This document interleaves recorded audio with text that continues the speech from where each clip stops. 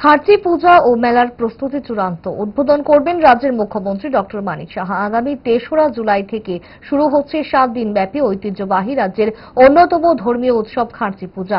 খয়েরপুরে চতুর্দশ দেবতা বাড়িতে অনুষ্ঠিত হবে এই পূজা।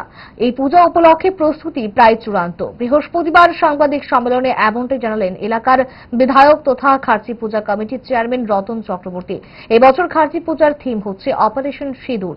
৩রা জুলাই পূজার এবং প্রদর্শনীর উদ্বোধন করবেন মুখ্যমন্ত্রী ডক্টর মানিক সাহা।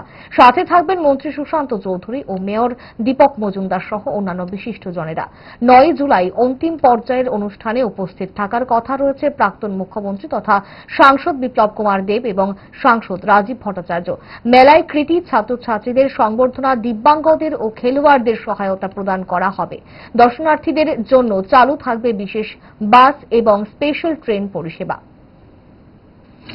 আপনারা জানেন যে প্রতি বছরের মতো এবারেও আমাদের রাজ্যের ঐতিহ্যবাহী এবং সবচেয়ে দীর্ঘ সময়ের পূজা, মেলা এবং প্রদর্শনী, খার্চি পূজা, মেলা এবং প্রদর্শনী আগামী ৩রা জুলাই এখানে অনুষ্ঠিত হবে এবং অন্যান্যবারের মতো এবারও আমরা সেই সর্বাত্মক প্রস্তুতি নিচ্ছি। শুরু হয়েছে, আমাদের এর মধ্যে দুটো মিটিং হয়ে গেছে, এখনো আরেকটা সাব কমিটির মিটিং হবে, গতকালও একটা হয়েছে, আর সবাইকে আলাদা আলাদাভাবে দায়িত্ব দেওয়া হয়েছে। এবার সেটার উদ্বোধন হবে টেন্টেটিভলি বেলা 11টা নাগাদ।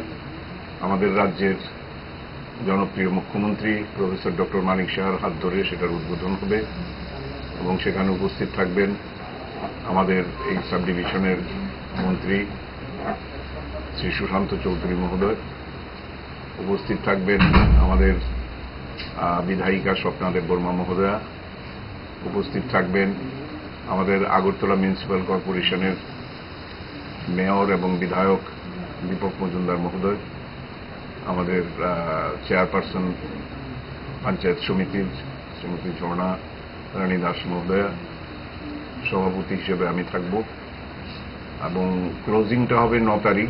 তো আমরা আশা করছি যদি সময় দিতে পারেন তাহলে প্রাক্তন মুখ্যমন্ত্রী এবং আমাদের যিনি বর্তমানে লোকসভার সদস্য শ্রী বিপ্লব কুমার দেব মহোদয়, আমাদের আরেকজন রাজ্যসভার সাংসদ শ্রী রাজীব ভট্টাচার্য মহোদয়, তাদেরকে আমরা ক্লোজিংয়ে বলার পরিকল্পনা নিয়েছি। যদি ওরা থিম এবার হবে অপারেশন সিঁদুর, তার জন্য আলাদাভাবে পরিকল্পনা নেওয়া হয়েছে।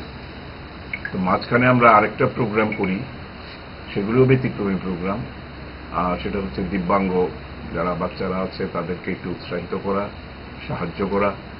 এছাড়া কৃতী ও মেধাবী যারা অর্থনৈতিকভাবে দুর্বল সেই সমস্ত ছাত্রছাত্রী এবং খেলোয়াড়দেরও আমরা সেখানে সম্বর্ধনা দেবার চেষ্টা করি।